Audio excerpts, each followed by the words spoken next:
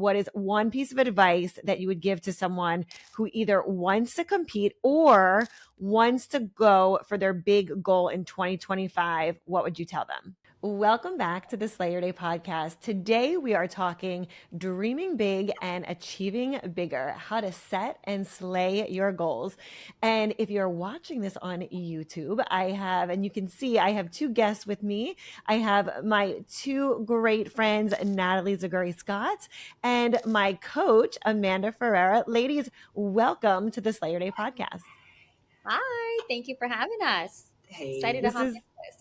This is going to be fun. We have so many questions that we got coming off stage at WBFF, and we are here to talk all things stage and prep and mindset and discipline and all the questions that you guys have been reaching out to us and asking and really just sharing with you guys this process. So, Amanda, I'm going to kind of have you maybe open and do a little intro, and then Natalie, I'll have you do a quick intro, and then we'll get into the questions.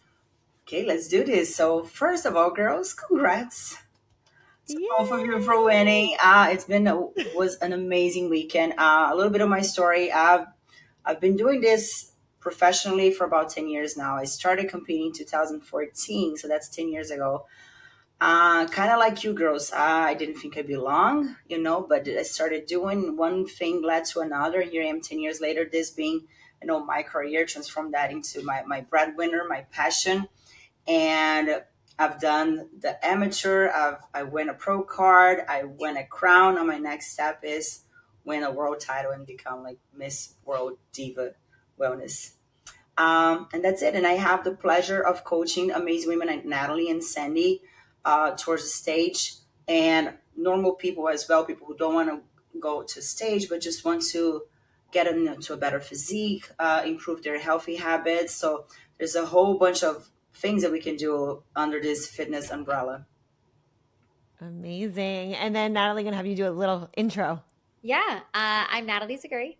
I'm a mom, I'm a wife, I'm a real estate attorney. I have a law practice here in South Florida, and I'm a busy mompreneur. I've always been fitness and health conscious. It's always been a priority for me. I've never been someone who just didn't work out. It was always on my calendar and in my schedule.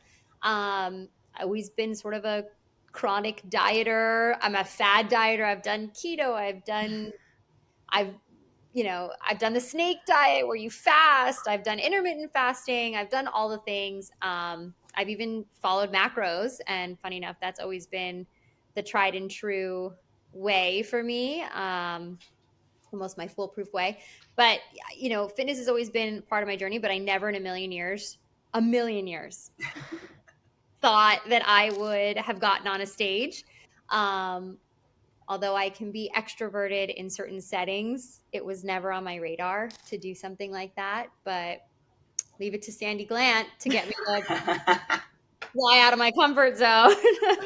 Well, yeah, let me ask you that, because I think there's a lot of women that are listening, and at least a lot of women that I can even say have reached out to us that I've had this dialogue with that are like, I could never do this. Or there's like maybe a self-limiting belief. Like, what was it for you that you were like, because let me just back up for a second. Let me give the listeners a quick timeline. So I met Amanda, I want to say it was like back in February, and I have had this on, like, competing on a stage in a fitness competition. I've had this on my mind, on my heart for over a year. Like, it has been a while. And when I met Amanda, I was like, okay, I think this is, God, whatever, universe, putting the pieces in place for me to be able to make this happen. And then I remember I was in Alaska, of all places, on a family trip in June is when we went, and I messaged her and I was like, hey, so would you train me for a fitness competition? I didn't know which one. I didn't know where I was going to go or how it was going to happen. I just knew she was a piece of that puzzle to help me get there. And then a month later in July, which is the beginning of July, my son's birthday is July 5th, we were at Jordy's birthday party and Natalie was there. And I'm like, so Natalie, what do you think about doing a fitness competition with me? And I almost said it like in a joking way where I was like, I'm joking, but I'm serious to like see what you're gonna say. And she was on board for it. And I was like, you framed it like, how about we get in the best shape of our lives? And I was like, The seller. yeah, I subscribe to that. Like, let's one crazy friend. so, and I know that's and I probably did run with that. I probably was like, let's get like, because both Natalie and I have had our babies, like both of our kids, in very similar timelines, and definitely our youngest are like a month apart. right. So part of my mindset here was like, I want to get in the best shape of my life, even prior to babies. And I know that like you and I have talked about this and talked about just other competitions in general. And it's always more fun when you do it with a friend. Like, I just feel like the experience, you get more out of it. It's just, the experience is completely different. So I had pitched that to her at this birthday party, and go ahead, give your side of the story. I mean, I was in. I was like, let's get in the best shape ever. I was already had sort of started my real commitment into this fitness journey and sort of taking a little bit more time to be not selfish, but like, you give the first 4 years, 5 years to your kids. And my youngest at that point was, it was 4, turning 4. And I was like, you know what? Like, I have a little bit more time. The kids are getting a little bit easier to deal with and like handle in the schedule. So I was like, I think I can do this, and it's okay. Like let's give back and pour a little bit more into this. And so for me, it was a no-brainer. Yes. I kind of left and went, oh my God, did I just agree to that? Like, maybe we'll just like, and I think I said this all the way up until quite literally walking on stage. I'm not going to get on stage. I'm going to work out. I'm going to commit 100%, but I'm not actually going to get on stage. And I think that there's this, and maybe it's just me or the profession that I'm in, but I always felt like, or throughout this process, I felt like, I'm an attorney. I have a image, and what are people going to think if I'm on stage? Are they going to think that my business isn't important to me or whatever? I had all of these weird intruding like misbeliefs, honestly, because the feedback that I've gotten since doing it has been awesome. Yeah. Because I think people realize how much discipline it takes and how much courage it takes and how much hard work it takes. So all of these weird negative like worries that I had about stigma or perception were all in my head. But I was like, and I also, again, as extroverted as I am, and I can talk to a tree if you let me, but, and have a good conversation, getting on stage and being like, look at me. I had never put myself on a platform like that and had to, so it was really like facing a fear, overcoming that thing. But I think that, right after we had that discussion, I was like, maybe I'll just say I'm going to do it. And then we just slowly started to like go through the motions. And then, it got exciting. I was like, all right, fine, I'll register. I put off getting a bikini. I'm like, I'm just going to borrow one from Amanda. Which I was like, because I don't know that I'll actually make it to the stage. And then, I think what finally got my butt on the stage and to like actually walk was, one, being back there surrounded by all these women who look awesome, who've done the same work. Me, obviously, getting to a place where I'm like, okay, like, what was it all for then? Like, there's too much buildup. Had I not actually gotten on stage, I don't know, it would have been really odd and it wouldn't have ended, So I'm so happy with the decision, but it was a journey from the time that we decided to do it. Yeah. And so this is a question for both of you.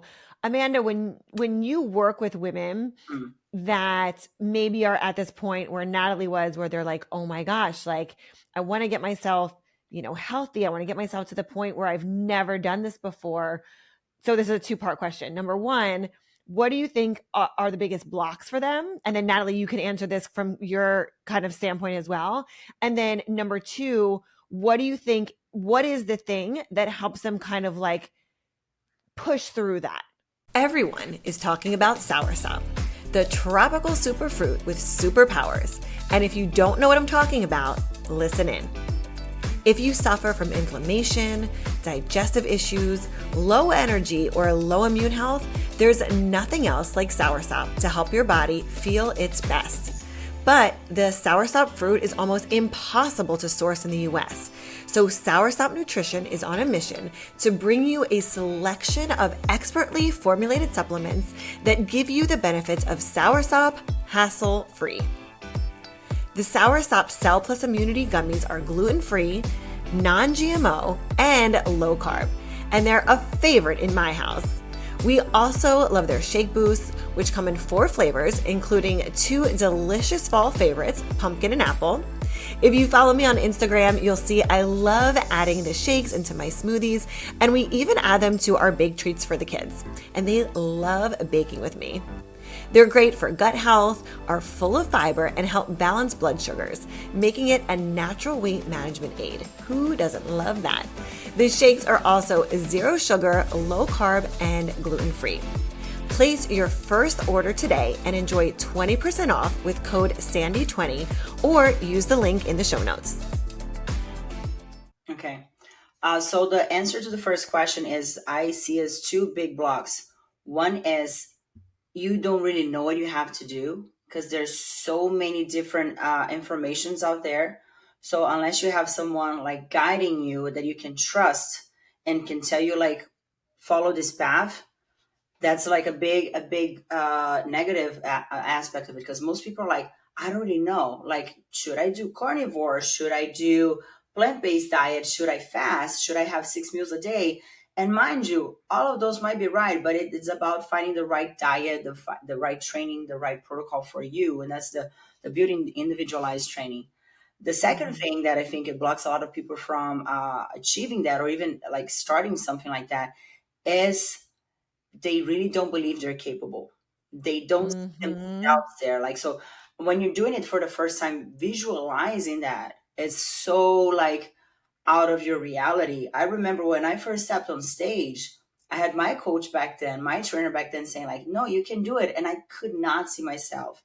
Like, this is not, I'm not just a bodybuilder. Like this is for other women, not for me. So bridging that gap between like seeing other women do it and you yourself visualizing yourself on stage, I think that's the biggest like thing that prevents a lot of women from doing. Second thing is the second answer. I believe one of the things that I always talk to my clients because I love working with clients who are like doing this for the first time because I believe it's Mhm. so special, this whole experience. And I always try to keep them clear of their goal because there's always a goal. Like, of course, we all want to win, but there's a bigger goal behind that. Like, why Mhm. are you doing this? Are you trying to, like I said, get in your best shape of your life? Are you trying to? I've had a lot of clients like I wanna inspire my daughters, or Mhm. I just want overcoming a divorce. Like all those little things uh, that you need to have really clear because as you girls experience, it gets tough. We do most of Mhm. it like in a sustainable way, but when you're getting down to the nitty gritty of the show, it gets really challenging. So if you don't have your goal clear in your mind, like why, your big why you're doing that, it's so easy to give up. And so, like Mhm. all those early mornings, all those 5 a.m. workouts, all those 10 p.m. workouts that are so challenging when you're in a like 1,000 calorie deficit, you just have to like, "Oh, why am I doing this again?" And then once you Mhm. remember your why, like, okay, I have the strength to do this. Yeah. And then Nat, what about you? What was your mindset in terms of what was the first question was the blocks, and then what was maybe for you, what was your why? Yeah. So I think the block for me was kind of how I mentioned, coming from this really Mhm. professional environment where it's, you know, I have to keep up a certain appearance and an image of being ultra professional. And little did I know that this process, you do have to treat it like a job, and it requires hard work, and it requires dedication, and it requires focus. And it really did spill over and pour over into my business in a lot of positive ways. I mean, I was telling someone today, like the mental clarity that I got, even when I was in a deficit, I'm not eating sugar and all the other stuff. Like I was hyper focused on goals. So like on this goal, getting in the best shape, focusing on, my what my fitness goal was, that I was saying no to invitations for Art Basel stuff. I was saying no. I know that sounds silly, but I was saying no to dinners and or let's grab drinks because it just wasn't aligned with what my goal was, and kind of getting rid of all that other stuff really left me just hone into what was my top 3, like what's most important. And it's always been, or I've always said, and when I gratitude journal in the morning, like my top 3 things, it's my kids and my family, my business, and my health. Those have always been my top 3 things. Those are the first things I say thank you for. Those are the things that I work towards, excelling in and progressing at each day. But like this really did make that very clear and easy to stay in line with. And then my why, I don't think I discovered my why until I was sort of seeing the effects that it was having on my kids. So I've shared with you guys the videos. I have tons now, but making the intentional time. I'm an evening fitness Yeah. workouter. Your evening, I'm morning. We're like total opposite there. Sandy's messaging at 5 in the morning while I'm asleep, Yeah. and I'm messaging at 10 o'clock while she's Oh, I'm asleep. asleep. And um, funny enough, I'm awake both times. yeah. So I get home from work and I put my stuff down, I change, and the whole family meets in the gym. My husband and my 2 kids Aw. and I were all in the gym working out at the same time together. And I would catch, while I'm in the middle of my thing, or even when I'm done working out, I look over and my daughter's lifting weights and she's practicing her routines and she's like Oh, so sweet. into it. And it's like, wow, they will always make their health and their fitness a priority. Yeah. And I think that, a lot of people think it's selfish. Like I know a lot, like I'm sure my nannies and like everyone that's like, man, this girl, all she does is in the gym. Like I come home, it doesn't matter what's going on. I put my stuff down and I go to the gym. Like I'm sure for some people it seems like, wow, you like this is top priority, almost a little selfish. Mhm. Like it's all this time on yourself, but like I need it. I need to feel good. I Mhm. need to look good. In order for me to show up everywhere else, I need Yeah. the mental clarity that it brings, and I need to feel physically strong and do hard things and get through Mhm. those roadblocks. Like the mental roadblocks that I got through in the gym physically, like translate into everything else that I did. I mean, by Yep. the end of this, I would never, or when I started, I would never pick up a pound more than a dumbbell more than 25 pounds. Wow. It was just a Finish with blockage. how I was just much? like, I'm a girl. I don't want to get bulky or I just genuinely didn't think I could. How much weight And did Yeah. now you lift at the end? I'm doing 100-pound dumbbells. Literally, last night I was in the gym. My husband's like, I cannot believe you are walking around, like moving your own weights, 100-pound dumbbells. He's like, I never in a million years thought I would see you Yeah. do it. And I'm like, Yep. It's what I always tell Yep. people, like a prep, a competition prep. Yeah, you have to say no to a lot of things, but that's because Mhm. you're saying yes to a lot of other things. And like you said, the clarity, the discipline, the structure that you have to have a successful prep, it has a ripple effect in so many areas of your life. Like your relationships get better, the ones that are real. The ones that are not real, they fall apart. Mhm. Mhm. Your business get better, your health gets better, like your self-awareness get better. So for me, just it's always a win. I always see that like quantum leaps of quality in life. Every prep Yeah. that I do, like is at the end, I'm in a better state, like in everything. My business is better, my health is better, my relationship with my own body is better. It's incredible. That's why like people say like, are you gonna stop? I'm like, I don't know. I want to do a few more because it just feels so good. Yep. Like you said, Nat, like you have such a clarity. It's almost like you're taking all the unnecessary stuff, which is like, yeah, it's fine going out with friends and grab drinks. It's fine going like to parties and exhibits and stuff like that. It's all good. But when your whole life becomes those things, you're like, what am I Mhm. really doing for myself? And when you're able to say no to things that are for others and say yes to things that are for you, like you see the growth and you see like, oh, like I'm Mhm. fine. I remember when I did my last show, I went 7 months. Not that I that I had to or try. It's just like it daunted me. Like, wait, 7 months without a date, without a restaurant out, without like it was just I was like running smooth in my house, me and my dog and my cats, just like the gym, groceries, beach, like peaceful. Yeah. Yeah. What was your I think that why, Sandy? what's that? What was your why?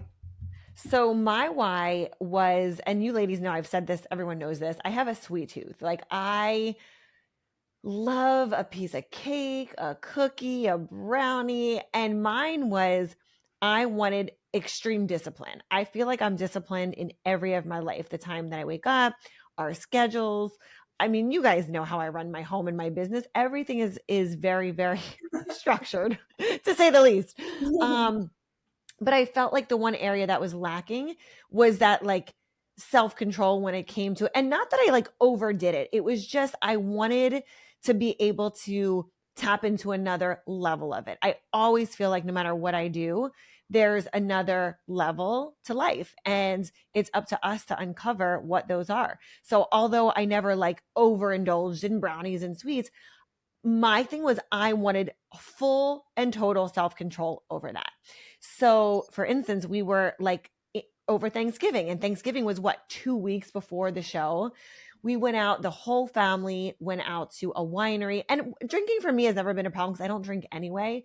But everyone's ordering like pizza and pasta and just like we're at this beautiful Italian winery. And I was sitting there eating my salmon with my salad. And that was a moment for me that I was like, this was what I wanted. Like the temptation is there right in front of me, the cookies or the dessert, and I can say no. And although it wasn't just like, it's not that I didn't want it, I wanted the control of being able to say like, yes, I still want that, but I'm the one that's in control to say no to the things that I want to say no to, because again, it bleeds into all the other areas of your life.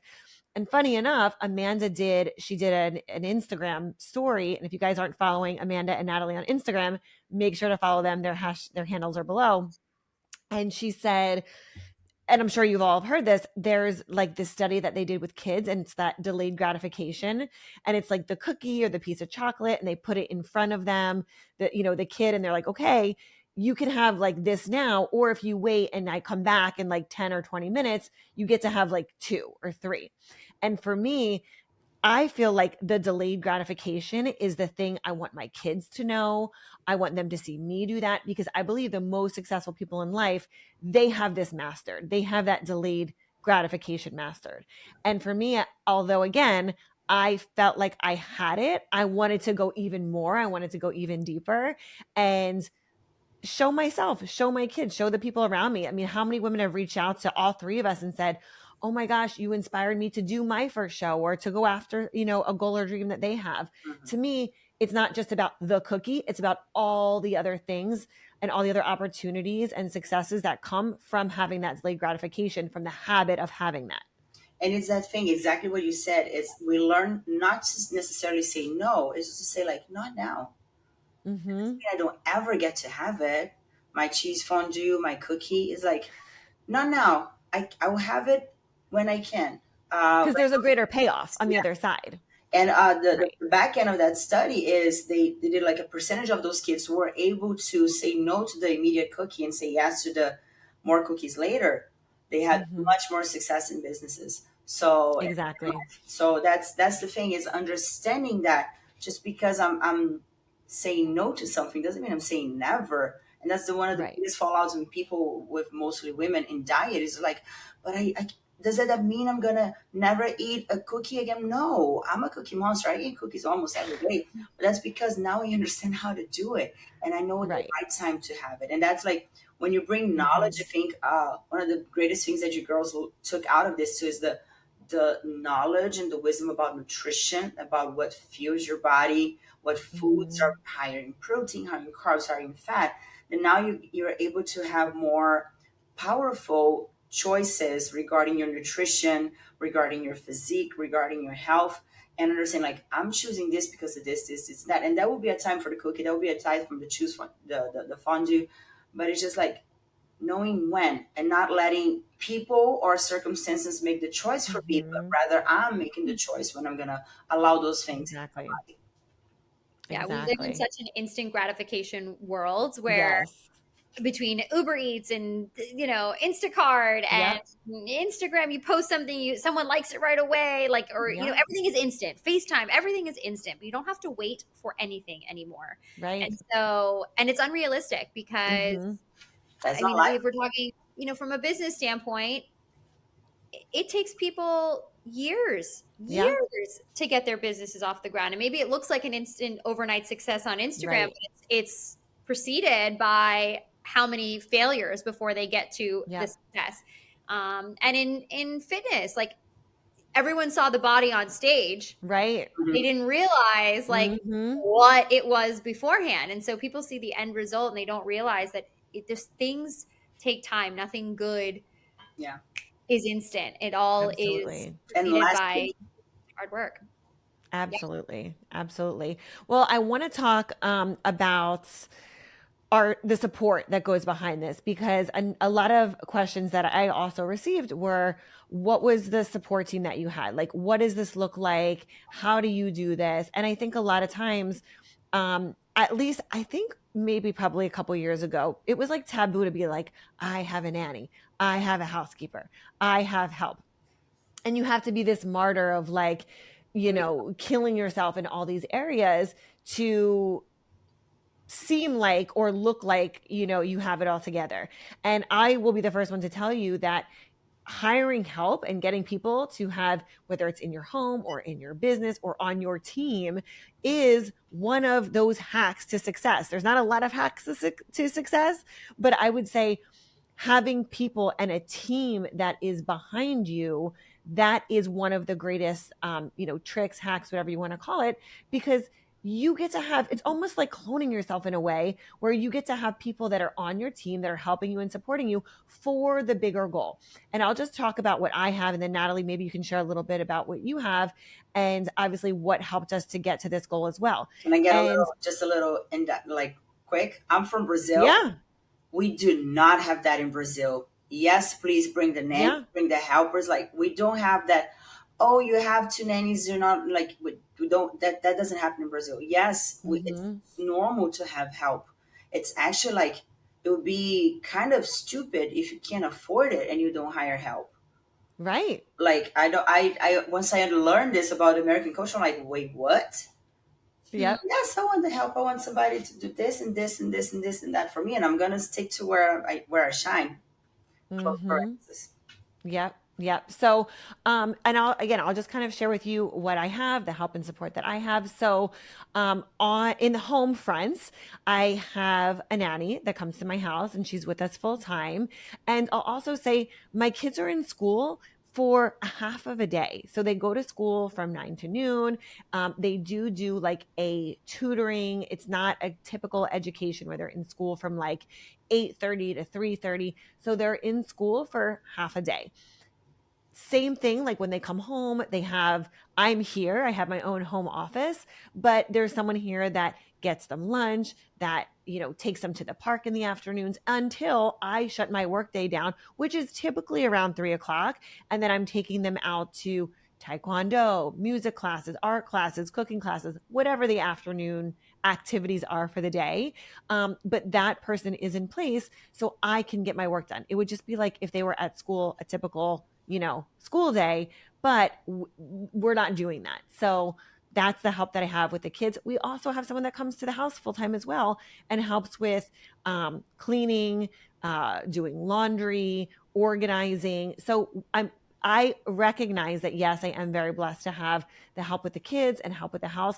And it wasn't always that way. Like it started, when before Jake was born, and we had someone maybe like once or twice a week coming to help around the house. After one child and then after two kids, things start to get a little bit crazier. So I do understand for those of you that might not have help and you're in a situation where you're feeling like you're doing it all and you feel like maybe you're also underwater. I would say start small. Hire someone to come in for an hour or two a week and start to just help with laundry or start to help with organizing, because it's not, number one, it's not going to feel like it's all you. And I know the biggest thing people are going to say, it's money. I can't afford it. When you can take that hour or 2 or 3 hours and now put into your business and realize that you can make more money with that time that you have, or spend time with your kids while someone else is cleaning up from dinner or doing the laundry, you will see that massive payoff. And then for me on the business side, I have a team that helps with social media. I have an online business manager. I have someone that helps with my content. Again, this has grown. It was not always this way. When I started, it was me, myself, and I doing all the things until I realized I needed to build a team. And this is exactly what I teach in my coaching programs, to build a team to be able to support myself in the areas that, number one, I could outsource that somebody that was better than me in those areas, building a funnel, landing pages, back end of the business, and be able to, again, show up in the areas that only I could show up in. That being said, I also obviously hired Amanda as my coach. I am a huge advocate of hiring people that are the best at what they do to help expedite the process. I did the same thing when I went to international. When I was running for the pageant, I hired a coach. I tell my clients, if you don't know how to do something in business, you don't know the systems or the strategies, come talk to me because I'll show you how to expedite the process. If you don't know how to do something and you don't have the time to learn how to do it, put yourself in a position where you can align yourself with someone that can either do it for you. However, I would highly recommend learning first how to do it. Learn how to do it yourself, because yes, there's going to be a time when you can pay for it and outsource it and delegate it and you won't even have to look at it anymore. However, you do want to know the ins and outs of what that person's doing, right? And when I hired Amanda, part of the process was like, yes, I've worked out before, but I never worked out in this way. Mm-hmm. They always say that when you hit a goal, when you have a new goal, you have to give something up. Well, I had to give up my old way of thinking in order to get to the place that I am today. I also, back to what Natalie was saying about the weights, I had never lifted this heavy before. And as a matter of fact, I tracked, Amanda has an app, and if you work with her, you'll see this. The app tracks your reps and your weights and your sets. Even today, when I was working out with the app, I was still hitting personal bests, like going up in the reps, going up in the weights. So like Mm-hmm. for me, I had never done that before. And that was also an aha moment for me to be like, wow, I've never worked out in this way. This is like the next level unlocked. So those are just a few of the things that I want to share with you team wise and I would say support wise that really help to contribute to the success of like home and health and business that makes everything all run together. Yeah, I couldn't agree more. We have fairly similar setups. Mm-hmm. My kids also are not in a traditional school system. They go to school for a very short period of time, a half day as well. And when we decided to enroll them in that program, I didn't have a nanny for about a year. My kids were in school from 9 to 6 in their after school program with their preschool. I work from 9 to forever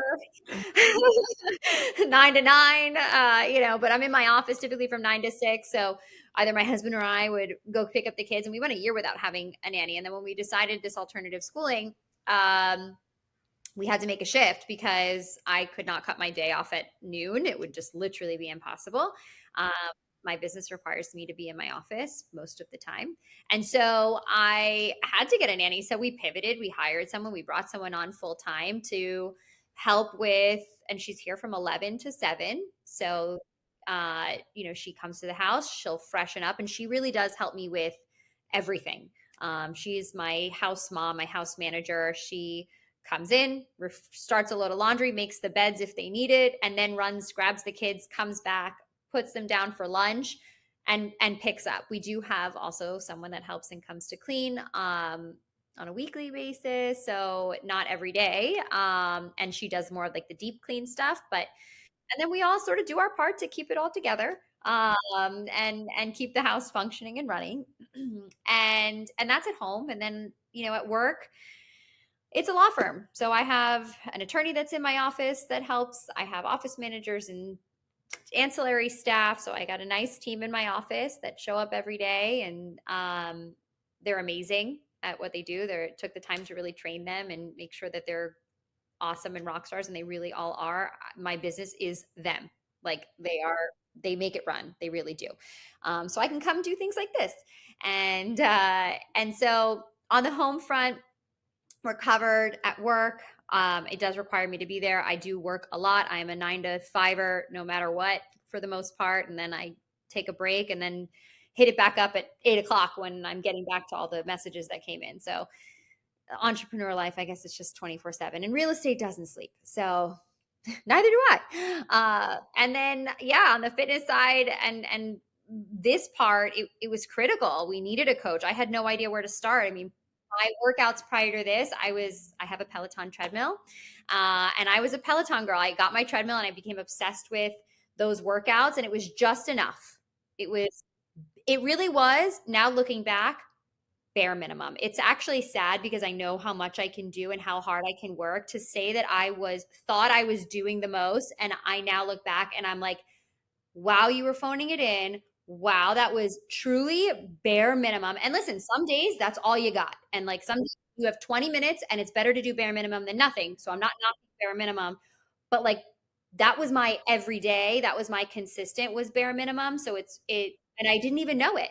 I thought I was doing the most. I thought I was working out every day, but I was working out at new levels with a 5 pound dumbbell. Like, and they were timed workouts. I would sign up for like the 30-minute, and so I, and that was what I did for the last like 2 years. And it kept me like, okay, a little soft, but I was okay, with my clothes on, I was fine. So, it was okay. It was an okay situation, but it was bare minimum.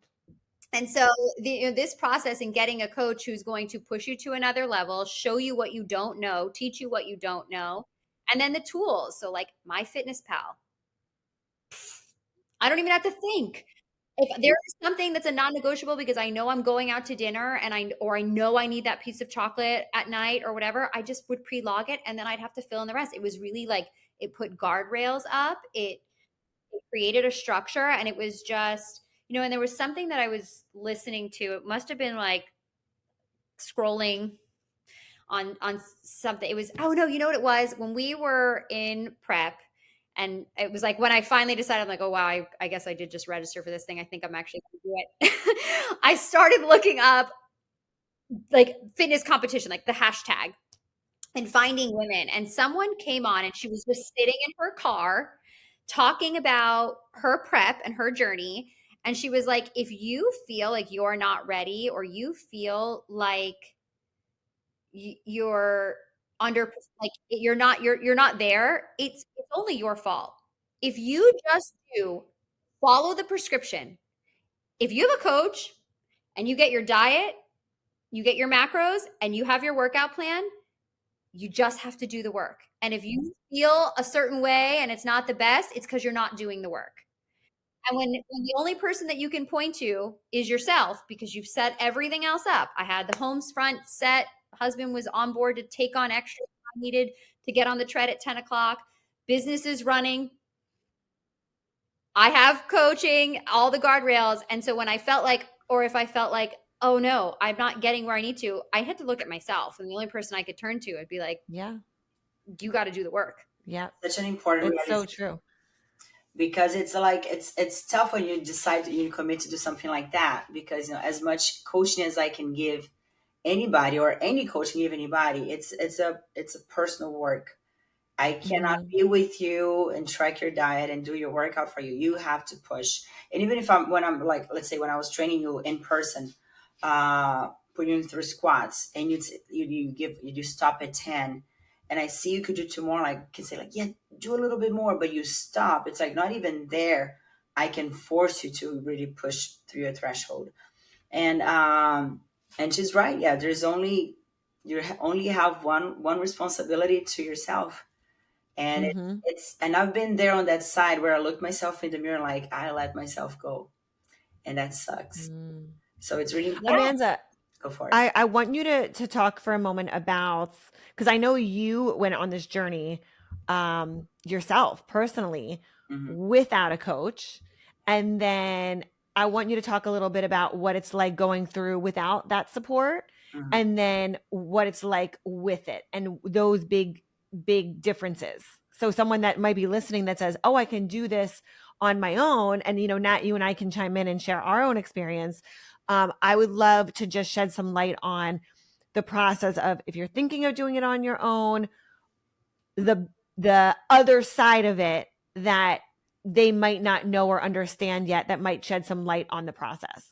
Yeah, so that was when I first started it. I decided I didn't have a coach, I had a trainer, and I had the follow up of a nutritionist, but none of them were specialized in bodybuilding competitions, and I don't think none of them were really happy with my decision to compete.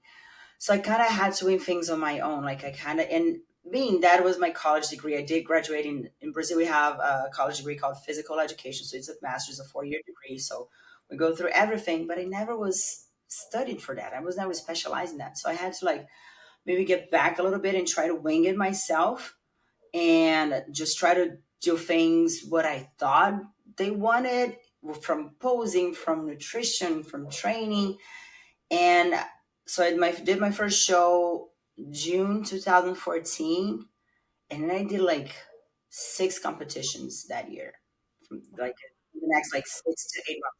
I was just like banging, and I never placed, never even like when you have so many athletes, like they do something called first call outs, like they get like the best 10 athletes, and they do comparison. I was never called whatsoever.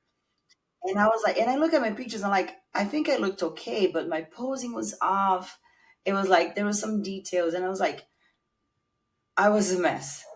And to the point that I did my first show here in America, in Miami, actually December 2014, and I looked my worst. It was the worst prep I've ever had. I dehydrated too much, and just at that point, I was following advice of anybody who wanted to give me advice. And I had this crazy girl. She told me, "You can't drink water for 2 days. You're only gonna eat tilapia, green beans, egg whites, no salt, and if you get too much of a headache, eat 4 almonds."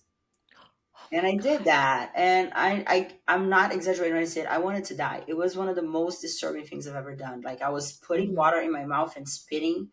I was crying. So if a coach is telling you that, run the other way. Yeah. Please, just like slowly step away, because that person is insane. And it's very dangerous. I Yes. must say that it is extremely dangerous playing with dehydration to that level. People legitimately they die on stage because of dehydration. Uh, She drinks her water. Oops, first sip of the day. And to that point, I was honestly thinking of giving up and came back. At that time, I was still living in Brazil. Went back to Brazil, go back with my life. And then there was another show for 5 months after that. And I decided, let me give it another try. But this time, let me hire a coach. And I hired a coach. And my body, if you see the pictures from December to April, I looked like a different person. It was like night and day, and I got my pro card. So for me, it was like it's so different when you're able to, and that was like the thing when you're doing it for the first time, when you hire a coach for the first time, understanding like that trust process that you need to have is like, or like Natalie said, if you have what that girl was saying on Instagram, if you have your training, you have your nutrition, you're not following through, like you have only yourself to blame. But if you have your program, you kind of almost like have to like let your peace of mind reign and just follow through, because even like fast forward a few years, I had a coach for a few years, and he would give me, excuse me, he would give me my protocol, and I would not follow, and I would go on stage, and of course I wasn't looking my best, and I was like, it took me a few years to realize like that's so dumb, because I can't even go back to him and question him like, oh, this didn't work, because I wasn't really following. I was like, okay, let's do things the right way, Amanda. If you're paying someone, yeah, be coachable, which both of you are so coachable. If you're paying someone to do the thinking for you, follow through. If not, Right. don't pay anybody and go do your homework and learn and do it yourself. Mm-hmm. Absolutely. Absolutely. Well, okay. So we're going to wrap this up. Final question that I have for you ladies is, and it's actually more of an explanation, and then I'll do my final question, is the last week is like completely different than all the rest of the prep. So Amanda from a coach's perspective, and then Natalie from the client who's stepping on stage, and I can chime in here as well. um, Explain to us, Amanda, the process of those last final days from the coach's standpoint, and then Natalie, give us your kind of perspective on what that's like, again, right before you're about to step on stage, the mindset, the whole process. So go ahead, Amanda. So it's going to depend from athlete to athlete, from federation, from category, but usually is what we call, it's the peak week. Some would say it's hell week, because it's extremely challenging. Physiologically speaking, the goal is to get prune your body to the best peak ever stage day.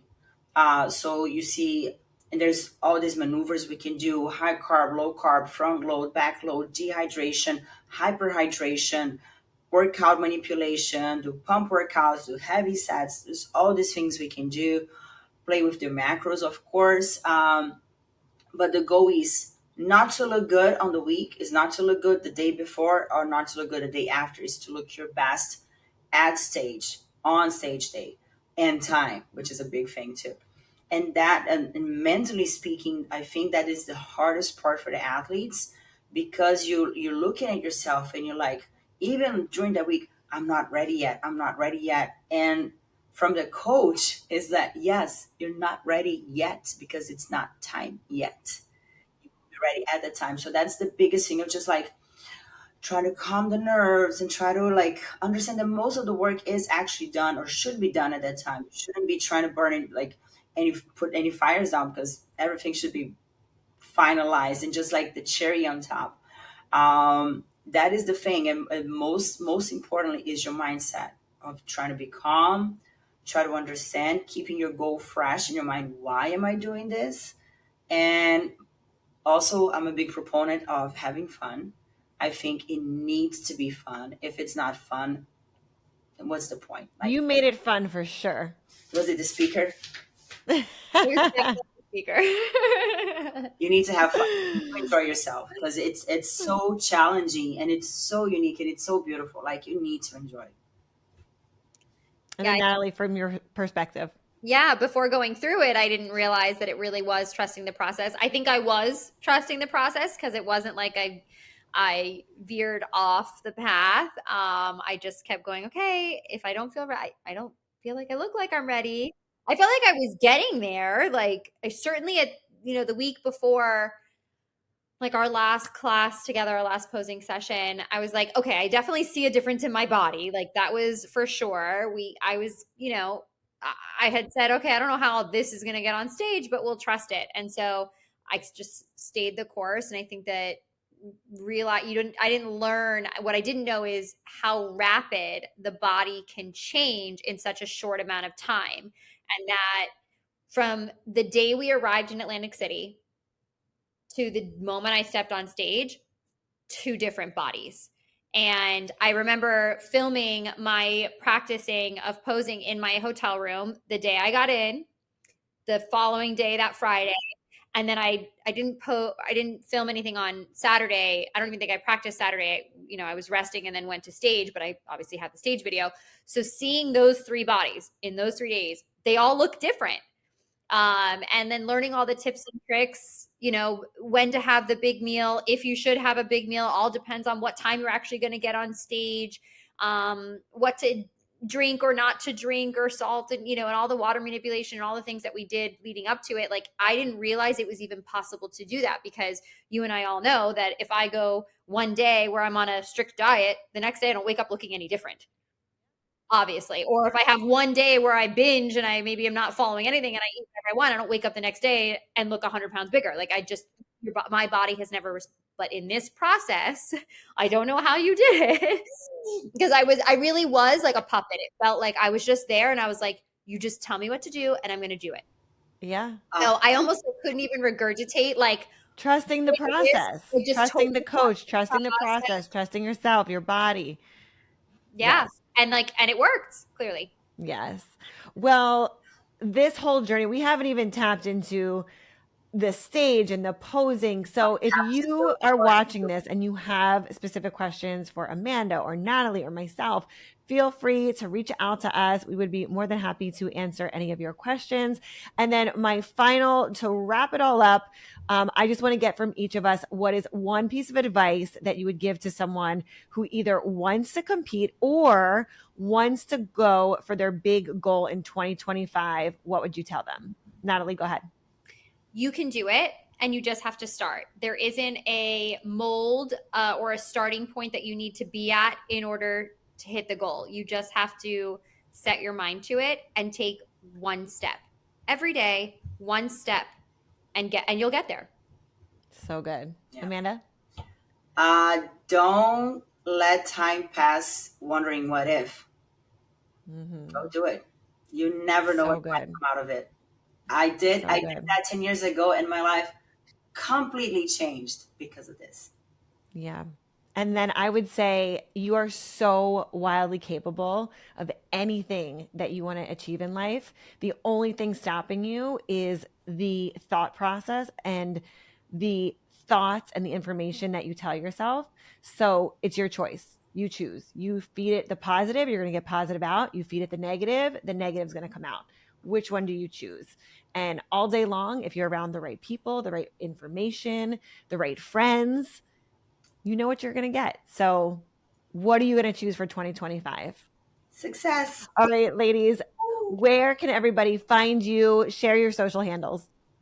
Go Nat. You can find me at Natalie Zaguri Scott. You'll find all sorts of content on entrepreneurship, law, real estate, mom life, and of course now my workout journeys.